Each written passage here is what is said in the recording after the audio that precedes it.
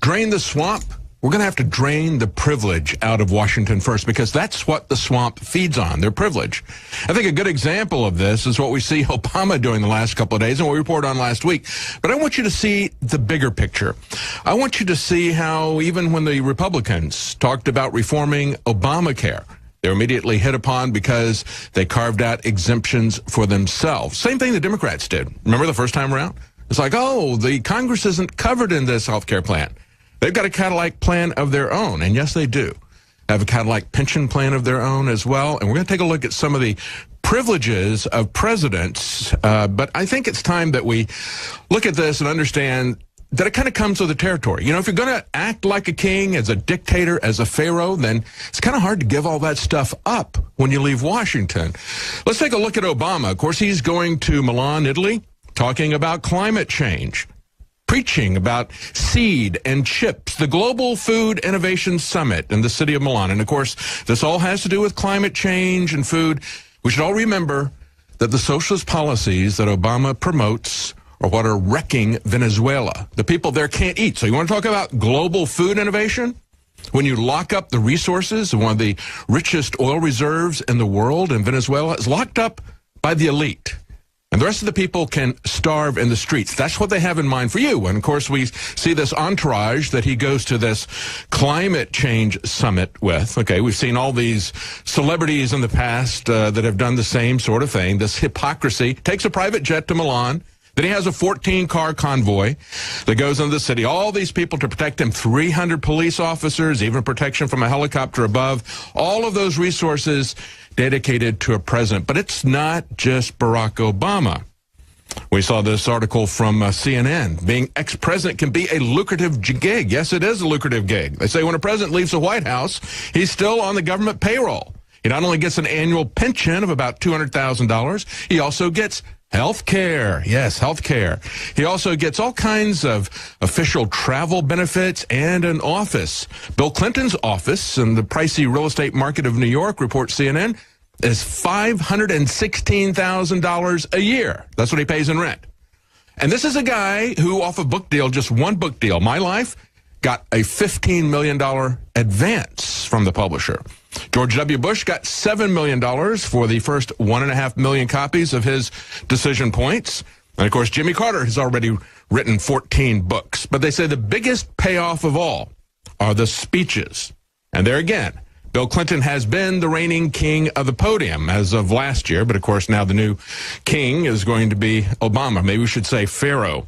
Right after Clinton left the White House in 2001, reports CNN, the Greater Washington Association of Executives paid him $125,000 for a speech. And he told Wolf Blitzer, I've never had any money till I got out of the White House, but I've done reasonably well since then.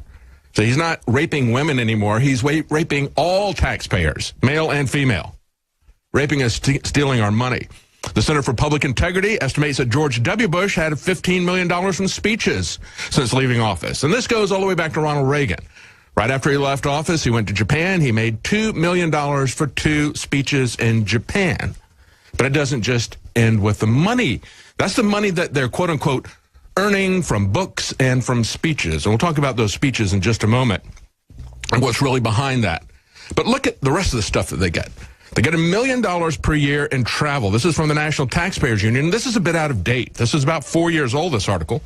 In addition, their spouse gets $500,000 to travel. They get $150,000 per year on office staff. Again, that's outdated now. Any amount required for suitable office space and appropriate furnishings equipped anywhere in the United States that they wish to live. And if you look at this table they've got there, you can see things like telephone usage. They're getting $7,000 to $85,000 a year in phone bills paid for. George W. Bush had $85,000 in phone bills in 2012. Postage stamps, anywhere from $13,000 to $20,000 a year. This is snail mail, folks. I mean, what are they shipping around? Are they shipping massive containers of cocaine? How do they get that kind of shipping charges to use that kind of stuff? It's absolutely amazing. And, of course, going back to 2013 was the first time that Congressman Jason Chaffetz introduced a bill to rein in some of this insanity. It would have capped pension benefits for former presidents at $200,000. It would have repealed the travel, the office expenses, the staff expenses privileges. Okay, it would have reduced that kind of stuff by every dollar earned above $400,000. Think about this. When we talk about means testing this, think about your Social Security benefits that the government gives you. And, of course, it's not a pension plan.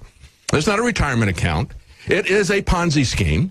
If we go back to the original Social Security, it was created by the German politician Otto von Bismarck. He picked the age of 65 as the age at which you could start drawing benefits. Why? Because that was a life expectancy in Germany at the time. Social Security has always been a lie, but let's take a look at the actual benefits that you can expect to receive. The max you could get would be $28,000 a year if you earned the maximum contribution amount every year that you worked from the age of 21. How many of you are going to meet that test? I certainly wouldn't. Okay, what you're really going to get is something more like $14,000 a year. And then once you make about $16,000 a year, they're going to start deducting dollar for dollar out of that as you start to make over that limit. Congress, on the other hand, instead of getting a $14,000 amount, they get a real pension. They get $139,000 max. They can get an average of $55,000. So that's about 5 times what you're going to get from the government, even though you paid 15% of your wages your entire life without any deduction. The presidents, on the other hand, are going to get anywhere from $500,000 to $1.5 million, which is what we've been seeing here. And I want to point out that we have had some honest congressmen like Ron Paul and Howard Coble of North Carolina. Howard Coble ran on reforming the pension plan. He campaigned against it in his first campaign plan. Ron Paul called it immoral and refused to take the money. But that's not the case with our former presidents. And we should remember that it was last July that Obama vetoed Chaffetz's bill, which has been put up every year. He vetoed it last year, 6 months before he was going to be drawing it. And so we see that what happened was that was just the 11th veto of his 8-year presidency. And it went through. And he said he consulted with every living president on this bill. And they all agreed that they should have the money, that they're entitled to the money. That would be Carter, Clinton, and the 2 Bushes. Remember last week, we told you about Obama's $500 million presidential center. It's not just a library, it's a full complex. He's going to have all kinds of educational stuff that's going to be going on there. He sees this as the beginning of a socialist foundation that can push his revolution across the globe. It's going to have a museum, a library, a forum that'll house an auditorium, a restaurant, a public garden. It'll have campuses here. And I think this is most appropriate, the sledding hill that Michelle Obama said she wanted to have in Chicago, because there's no place to sled in Chicago. But I think it's very appropriate because it is a picture of how America slid downhill during the Obama administration. That is the most appropriate thing. I would even contribute to that as an icon there. But of course, what he's talking about is he's going to expand this, use that as a base. He's going to have partnerships, programs, digital initiatives, projects all over the city, the country, the world, said the release. He's going to inspire people to do change in their community. And he's going to have a massive teaching staff there. And I'm sure he'll be able to draw from the radical educationists like Bill Ayers that seem to be centered in Chicago. So with all this happening, and with President Obama dropping everybody's jaw with a new $400,000 speech that he got in Wall Street, Jason Chaffetz is talking about, hey, look, he's got a $60 million advance on a book. He's got $400,000 from just one speech. And last year, he vetoed a bill that would reduce his pension dollar for dollar for everything that he earned over $400,000. That's just a single speech. He's going to bring that back up again. But you know what we need to understand is that we have something better than actually prohibiting the maximum amount a president can use. What I'm concerned about are these speeches. You know, had H.L. Mencken say that an election is an advance auction of stolen goods. These speeches that we see these presidents making everywhere, that is actually pay for services rendered. That is corruption.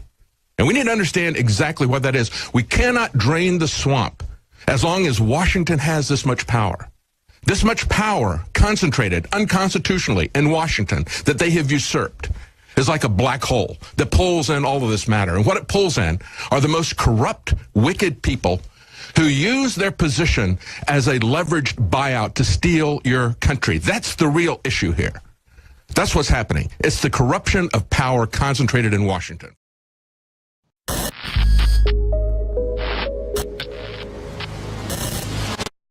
For all of recorded history, civilizations around the world praised the health benefits of silver. At InfoWars Life, our mission is to bring you the highest quality, purest, cleanest, effective colloidal silver on the market today for the lowest price available.